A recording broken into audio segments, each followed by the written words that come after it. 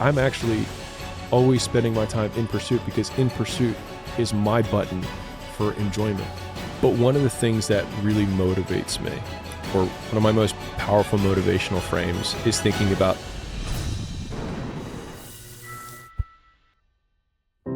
you've already achieved goals you said would make you happy. You've already achieved goals you said would make you happy. Alex's notes to self, right?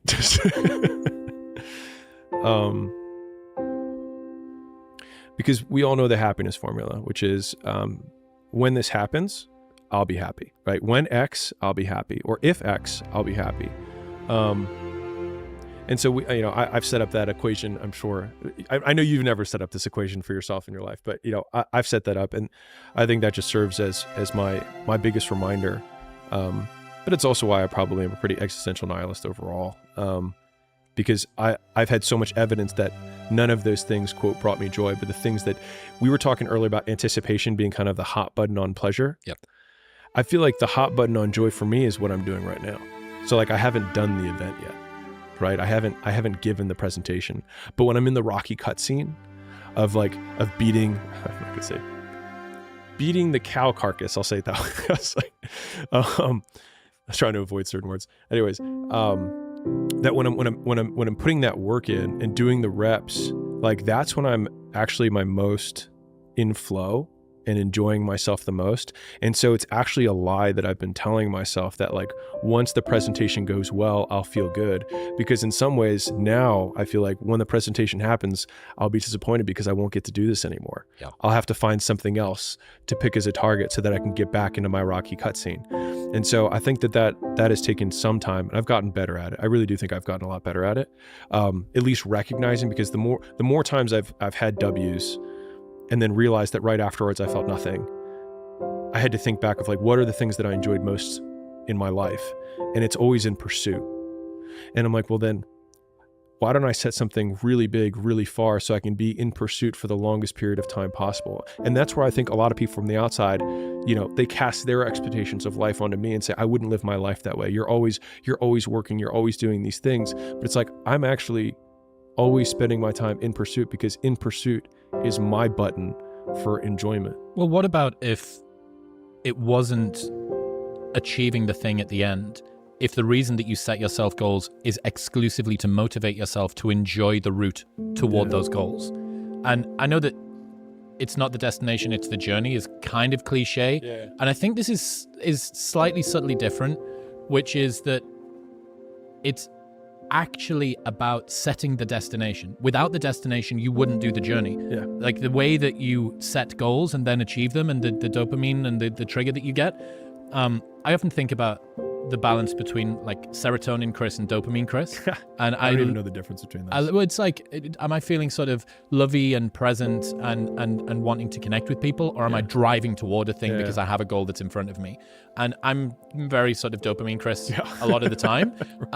But I genuinely think that if you remind yourself, these are the golden years. Yeah. Like this right now, this, when you look back, these will be the golden years, right? When I had my health, I had my full mental capacity, I had control of my bladder, I had all of the money that I needed to do the things that I wanted, to crush it with my friends, to fly around America and film these podcasts, or to launch this book that I spend all of this time on. And you can even see it in the micro. You can even see it when you look back on stuff that you've done in your day-to-day business, or what you did at university. What were the times that you enjoyed? Was it when success came to you easily? Or was it when you stayed up and ordered Domino's because you had that project that needed to be in at 6 a.m. and you ran an all-nighter and John slept under the table and everybody ordered Monsters, and then the next morning we got it done? What was good about that? Was it when you submitted it? Or was it the Domino's and the 3 a.m. sleep under the table? Because I'm pretty sure it's that. I love this as a side note.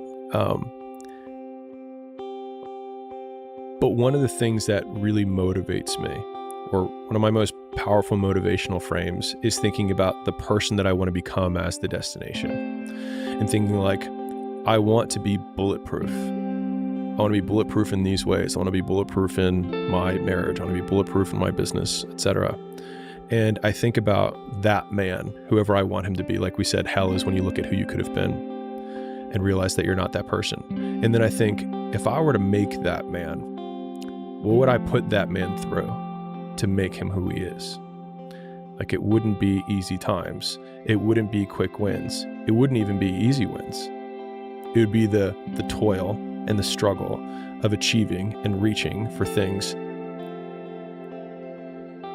that are right out of grasp, that are right above my threshold, and continuing to do that to like lift the weight, to build the muscle, to break it down and do it over and over again, because like that's what creates the character traits that are the man that I want to be. And so when I'm going through those like really harder times, I like to think of like looking in my mental mirror of like, I'm making you. I'm not there yet, but I'm making you. And that has helped me get through some of the harder times. And from a gratitude perspective, my most powerful frame for gratitude has been thinking about my 85-year-old self, waking up as my 30-year-old self, and all of a sudden looking at Layla and be like, man, I remember when we were this young. And then looking out the window and being like, man, you know, Vegas wasn't even developed. Like, there's no flying cars yet. Like, man, they were still used gas. Like, this is so cool.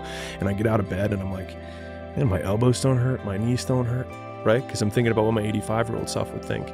And, you know, we're talking about whatever, but it allows me to enjoy the mundane in a way that I know that I would give everything that I had when I was 85 to enjoy again. And it's just, it's a trippy frame. But like, if you can think like, what would 85-year-old me would be like? I'm just not, my body doesn't hurt. You know what I mean? Like, I actually have energy. Like, I can think clearly. I don't have brain fog because I'm 85, right? And that has been probably my single most powerful frame on feeling grateful, and allowed me to feel more present at times when I start to feel like I'm going through the motions and just like clicking in the routine and just like day after day after day, and they feel the same. That's been my biggest slowdown, where I can pull the reins and be like, and mind you, it lasts a few minutes. But when I think back on the days where I use that frame, the part of the day that I remember is just the few minutes that I use it. So I did this episode with Sam Harris. Yeah. A lot of people have problems with Sam Harris. I found the time that I spent with him unbelievably enjoyable. I sat opposite him and a couple of times caught myself thinking, I am having so much fun doing this. And he said this thing, and I really wish that I'd asked him another question. I should email him about it. I was talking about presence and the importance of presence, and you could use it as a proxy for gratitude. Yeah. And he said that really what you're aiming to do is find small moments in the day when you just open up and realize what's happening, right? Like Conor McGregor won the featherweight title twice because he won the interim because Aldo was injured, right, and then he won against Aldo. And somebody asked him, what are you going to do differently this time again before the Aldo fight that you didn't do in the Mendes fight? He says, this time I'm going to be present.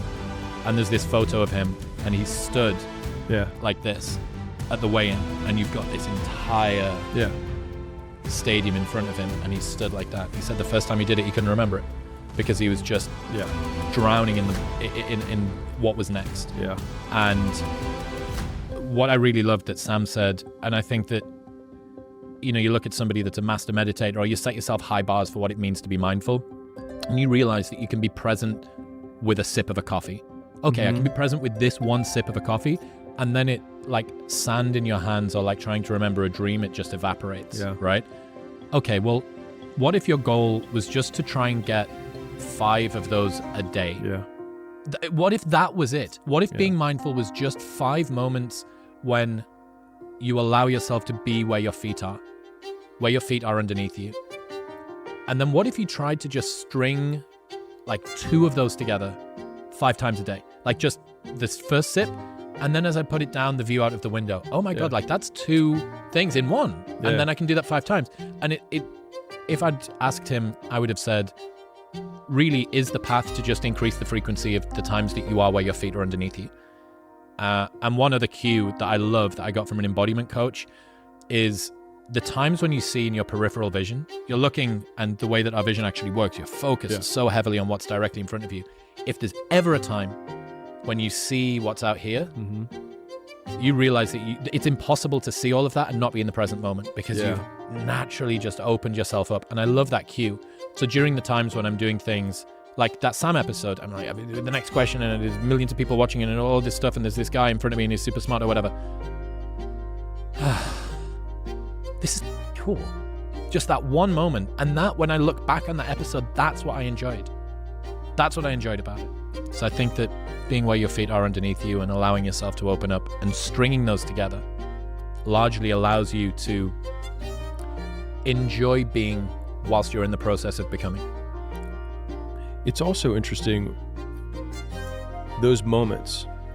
You can capture a moment independent from your surroundings, because a lot of times those moments you're not thinking about the goal that you have, the meeting that you have, the prep that you have to do for some talk or some podcast or whatever it is.